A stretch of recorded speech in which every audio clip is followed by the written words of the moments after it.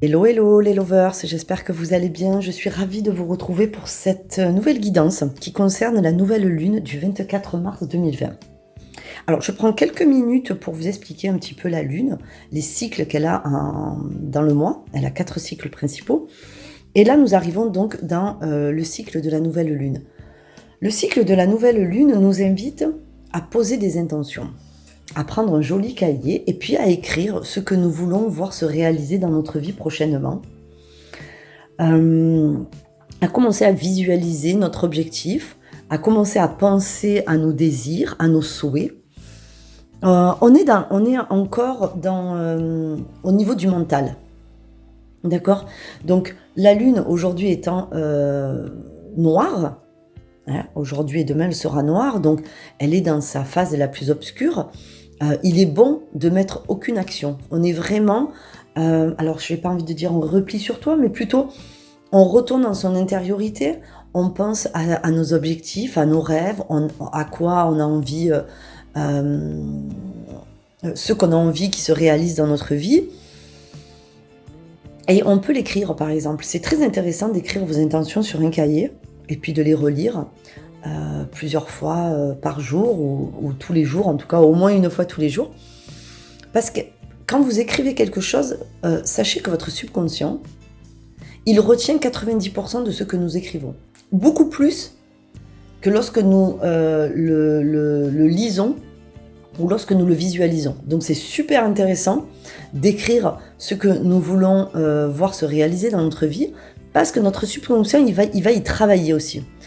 D'accord, dans sa dimension à lui. Et donc là, la nouvelle lune, c'est vraiment cette énergie de poser des intentions, de réfléchir à ses rêves, de se dire, tiens, moi j'ai envie de ça dans ma vie, et c'est pas tant encore comment je vais le mettre en action, c'est vraiment ce que je veux voir. C'est les rêves et les intentions. Donc moi je vous conseille aujourd'hui, demain, de prendre du temps, après une méditation, d'allumer une bougie, de créer un petit espace comme ça d'accueil, de calme, où vous allez pouvoir réfléchir à ce que vous avez envie de voir se réaliser durant cette lunaison. Et puis de l'écrire tout simplement, de libérer votre cœur de tout ce qu'il porte en lui. Et puis plus tard, dans quelques jours, lorsque la lune va croître, vous pourrez commencer à mettre en action ce pourquoi vous avez écrit vos rêves, quoi. Parce que par la loi de la résonance, l'univers, il va aussi répondre à ce mouvement que vous mettez dans l'univers. Donc il va y répondre et il va vous aider par cette loi de résonance à pouvoir réaliser ce que vous voulez dans la matière. Donc vous voyez, c'est assez intéressant de suivre aussi la lune dans ces cycles, parce que nous allons voir au fur et à mesure ce sur quoi nous allons réellement focaliser nos pensées, parce qu'on peut avoir plusieurs rêves et puis finalement en choisir que un ou deux, comprendre que nous avons peut-être pas assez de temps ou pas tous les moyens pour faire tout ce qu'on veut, et donc focaliser sur un souhait. Mais par contre, ce souhait-là, après, on va vraiment le suivre tout le long de la lunaison pour le réaliser, et nous verrons à la pleine lune ce qui se matérialise ou pas. Voilà, ça c'était juste quelques minutes pour vous expliquer un petit peu les cycles de la lune. Je trouvais ça intéressant avant de faire ce tirage. Alors, j'ai pas l'habitude de faire des guidances sur la nouvelle lune, en tout cas pas sur YouTube. C'est des choses que je fais plutôt personnellement, donc là c'est super pour moi de faire ça, je suis super contente. Donc la première carte est tirée de l'oracle d'Isis. Et donc ça va être qu'est-ce que l'univers veut délivrer comme message. Qu'est-ce qu'il veut vous délivrer comme message, l'univers, pour cette nouvelle lune. D'accord. Voilà. Le temple de lapis lazuli. Là, je vous l'approche. Elle est très sympa cette carte, elle est belle. Donc je vais prendre, je ne les connais pas tous par cœur, je vais prendre le bouquin et vous lire. Ça m'enlève. Alors cet oracle vous invite à vous rappeler qui vous êtes et à ne pas vous soumettre aux diktats des autres, car votre rôle est de nous faire progresser vers un style de vie plus conforme à la vérité spirituelle.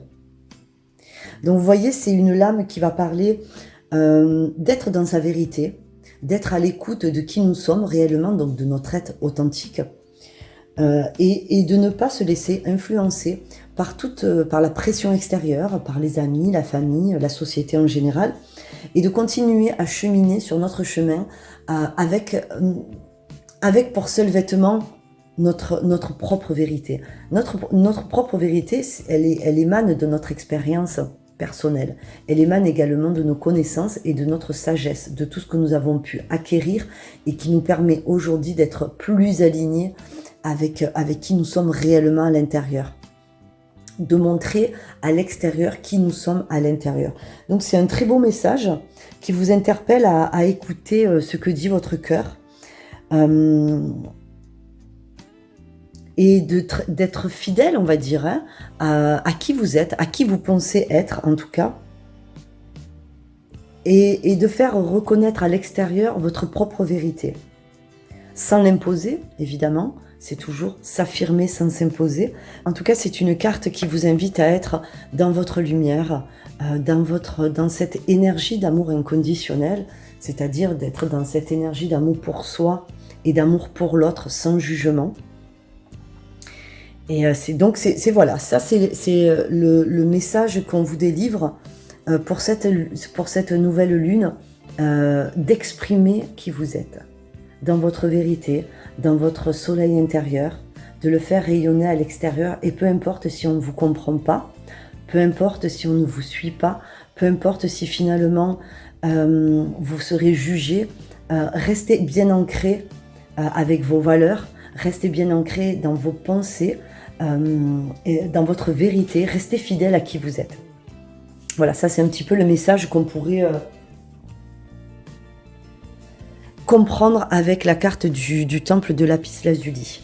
Donc la seconde carte, il y en a 4, ce sont des 4 cartes du tarot que j'ai tirées pour vous. Et la première, ça va être l'énergie de qu'est-ce que la lune vous apporte durant cette lunaison. Ok, c'est l'énergie du pape. D'accord ? Alors, elle vous apporte cette lunaison une connexion au monde spirituel. Elle vous invite, elle vous apporte à vous relier aux dimensions supérieures, à tout ce qui est de l'ordre du subtil. Peut-être voire même à guider, à être celui qui va montrer aux autres que dans cette matière-là, dans ce monde physique dans lequel nous vivons, il y a aussi toute une dimension énergétique et spirituelle à laquelle nous avons besoin de nous relier, parce que notre âme, elle vient de là. D'accord ? Notre âme, c'est le corps le plus éthéré. D'accord ? Quand la personne, elle meurt, qu'est-ce qui reste ? Il reste l'âme. Et l'âme, elle retourne à la source, elle retourne justement à ces énergies d'amour inconditionnel dont on parlait tout à l'heure avec le temple de lapis-lazuli. Donc je pense que c'est vraiment une guidance qui va être tournée vraiment vers la spiritualité. Et donc la lune, elle vous apporte cela, cette énergie du pape, cette énergie peut-être d'être le trait d'union entre la matière et la spiritualité, et d'être ce trait d'union entre la spiritualité et les gens qui vous entourent. C'est peut-être pour cela qu'on disait que dans le pape, on vous demande de respecter et d'être fidèle à vos valeurs, d'être fidèle à qui vous êtes, et de ne pas avoir peur à être qui vous êtes, et d'être avec le pape dans cette intention de partager avec les autres votre sagesse intérieure. Parce que le pape, c'est ce qu'il fait, il bénit, et il est ce lien entre les énergies telluriques et les énergies célestes. Et c'est ce que vous apporte cette lune, durant cette lunaison. C'est cette énergie très spirituelle, cette énergie d'être comme quelqu'un qui peut guider les autres parce qu'il a acquis une certaine sagesse intérieure. Ok ? Ensuite, en deuxième énergie, ça va être votre énergie à vous. Qu'est-ce qu'elle nous parle, votre énergie ? Ah, l'énergie de l'étoile. Eh bien, vous voyez, votre énergie, vous, c'est l'étoile. Donc, l'étoile, c'est un personnage qui se met à nu. Il s'agenouille. il est plein d'humilité face à tout ce qui est au-dessus de lui, face à tout ce qui est puissant et qu'il ne comprend pas toujours, mais qu'il ressent au plus profond de lui comme quelque chose qui est vrai, qui est profond et qui existe, même si on ne peut pas toujours l'expliquer. L'étoile, vous voyez, elle est entourée d'étoiles, donc elle est vraiment connectée au cosmos, elle est connectée à tout ce qui nous dépasse, elle est connectée à ses guides, elle est connectée à ses dimensions supérieures, et elle est connectée aussi à ses consciences supérieures qu'on peut appeler guides, anges ou nos défunts aussi qui sont là pour nous protéger, peu importe. Mais en tout cas, votre énergie à vous, c'est d'être dans cette étoile, c'est d'être aussi dans cette mise à nu, de ne pas avoir peur, d'être dans la vulnérabilité, d'exprimer qui vous êtes, d'exprimer vos sentiments, vos émotions, et de pouvoir exprimer ces émotions aux autres, peu importe le jugement. Je suis qui je suis, je l'exprime, je n'ai pas peur, je suis ancrée et je fais preuve d'humilité face aux autres et face aussi au cosmos. Je mets mon genou par terre et je rends à la terre ce que j'ai déjà pu recevoir. Donc vous voyez, il y a cette idée avec le pape qui lui transmet, qui est le trait d'union entre le spirituel et le monde physique. Et on a cette étoile qui continue très bien, je trouve, avec le pape, parce qu'elle... on est dans cette énergie de mise à nu, finalement, de vulnérabilité. On prend souvent la vulnérabilité pour pas pour un défaut, mais pour une faille intérieure.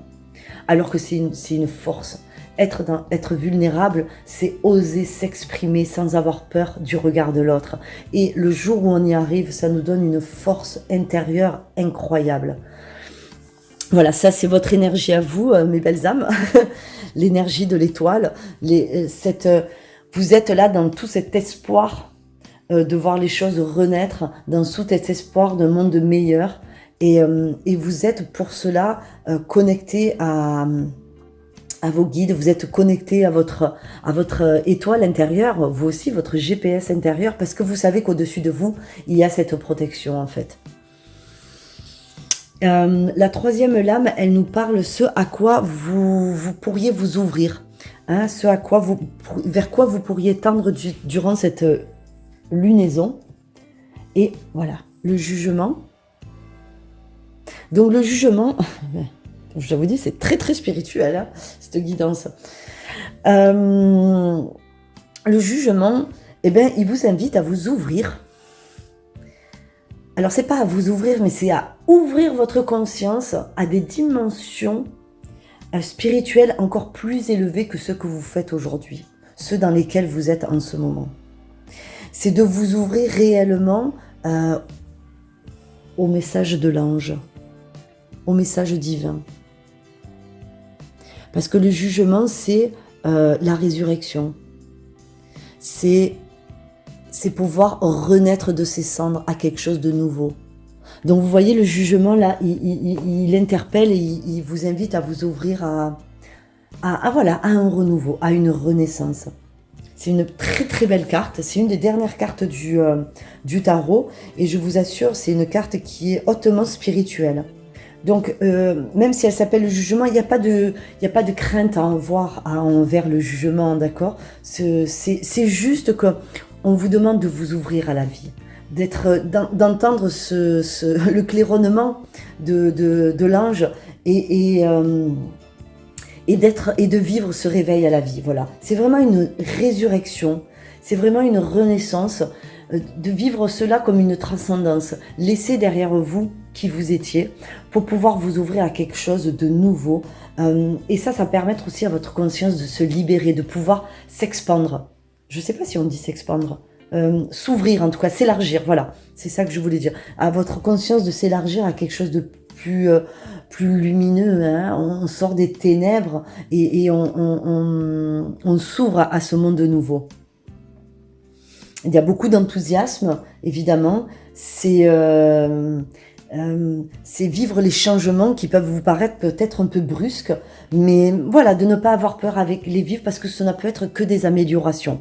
C'est cette idée à laquelle on vous invite à vous ouvrir durant cette lunaison.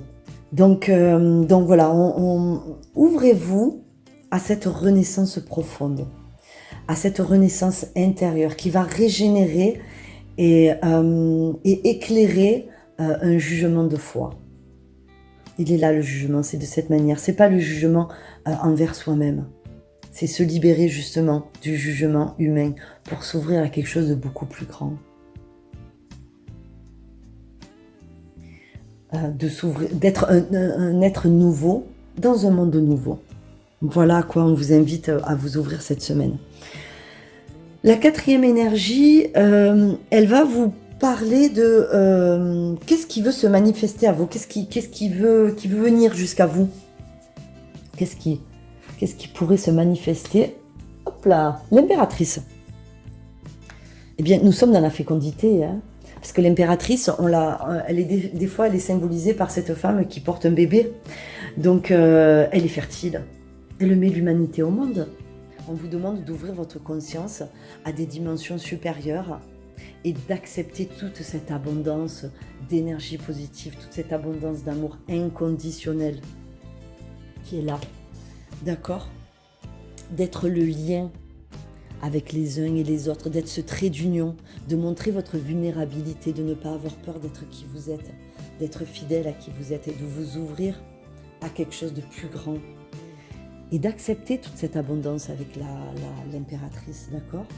C'est ce qui pourrait se manifester à vous si vous vous ouvrez à cette énergie, à l'énergie de cette guidance. L'abondance, tout simplement. De vous ouvrir, et l'abondance, elle est de partout, à tout instant. C'est un flux qui est continuellement dans votre vie. C'est pas quelque chose, l'abondance, qu'on attend. C'est pas le résultat de quelque chose. Je sais que souvent, durant la nouvelle lune, on remplit des chèques d'abondance et puis on les met quelque part. Et puis on demande à l'univers de nous apporter ce qu'on souhaite. Et souvent, dans ces chèques d'abondance, il est écrit une somme d'argent, mais l'abondance ne se réduit pas à ça. Et c'est dommage parce que si on réduit l'abondance à un aspect financier, alors on ne peut pas pleinement profiter de tout ce qu'elle peut apporter dans notre vie. L'abondance, ça peut être juste le fait de pouvoir profiter d'un magnifique coucher de soleil. L'abondance, c'est pouvoir sortir de sa maison et de ne pas rester confiné, et de pouvoir sortir de sa maison à tous les moments, à chaque instant qu'on le souhaite.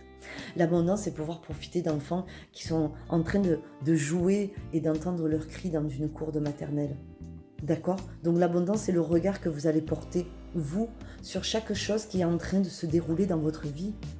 Si vous considérez l'abondance comme un aspect financier et que c'est quelque chose que vous devez obtenir, comme les personnes qui écrivent des chèques d'abondance et qui disent à l'univers « oui, je veux tant d'argent » et puis après ils brûlent le billet ou ils attendent, il y a une erreur là-dedans. Et sans porter de jugement, il y a une erreur. Parce que l'abondance, c'est pas juste financier et puis c'est pas attendre.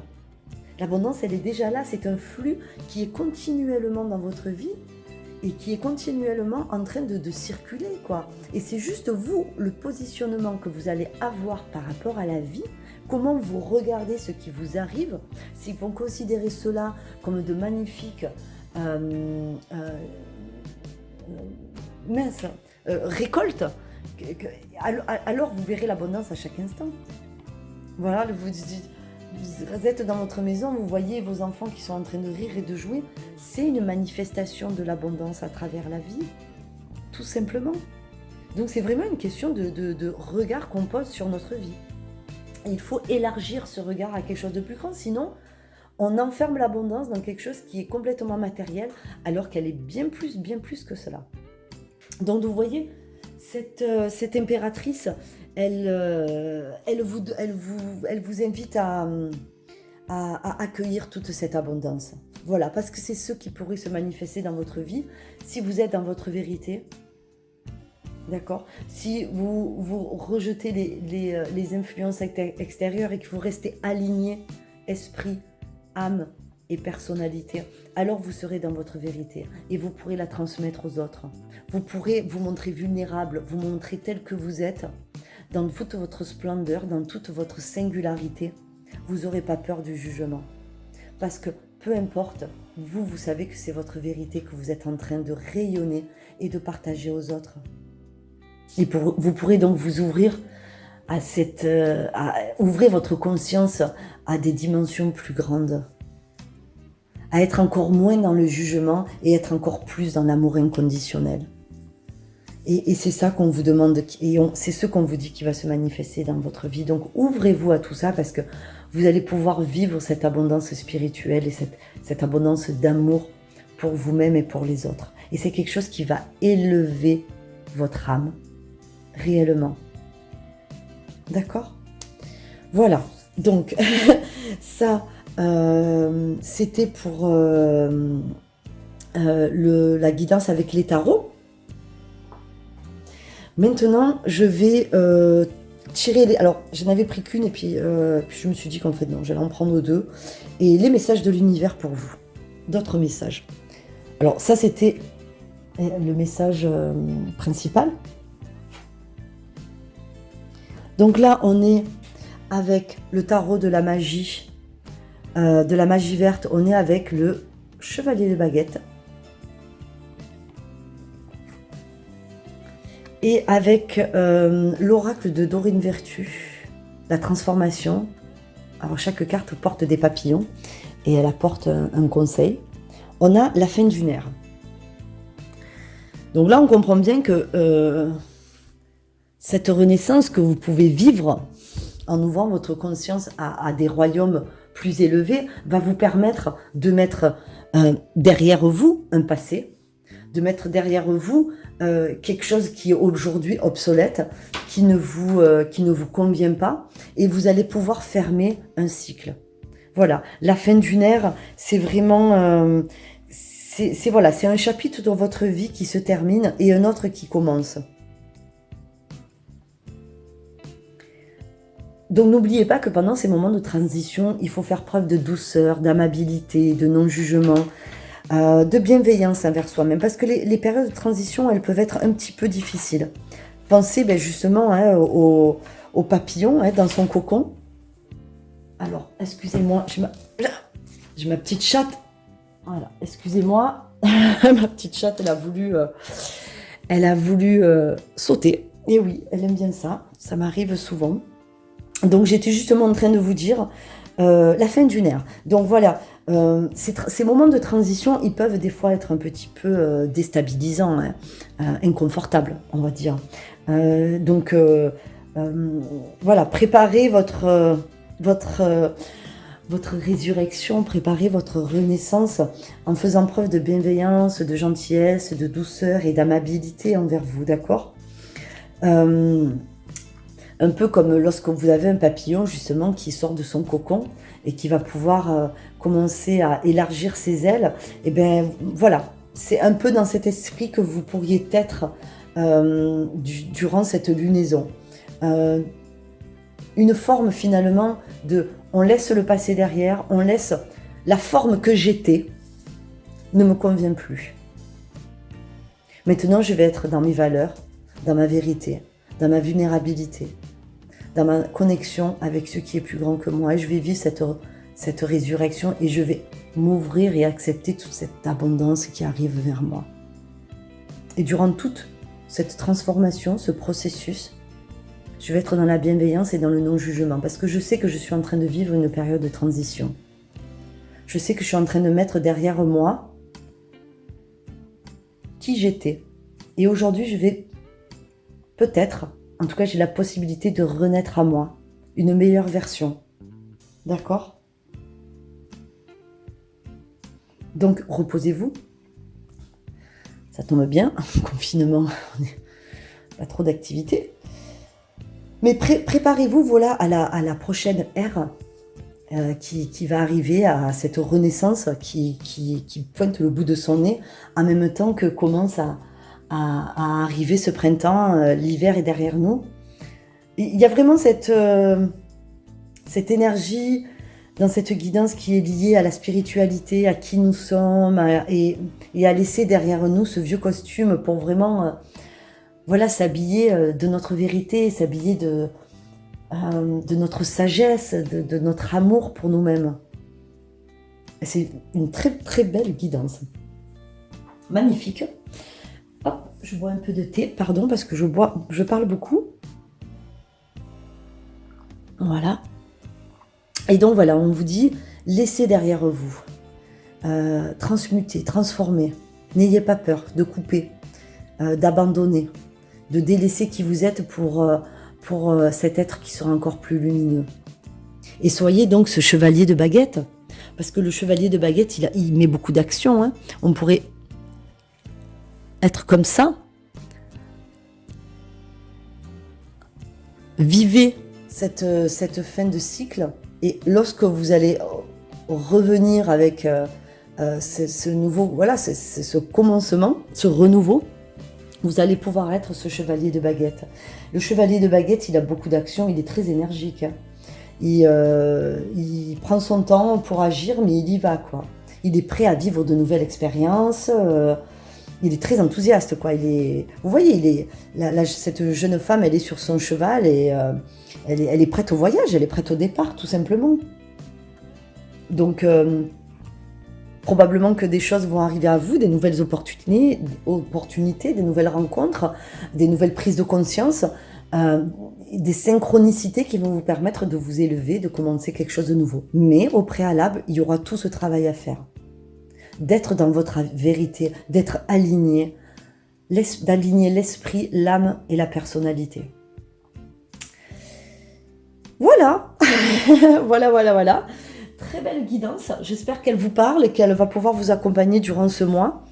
Moi, je la trouve assez belle. Je vous fais plein de bisous. N'hésitez pas à liker, vous abonner, partager.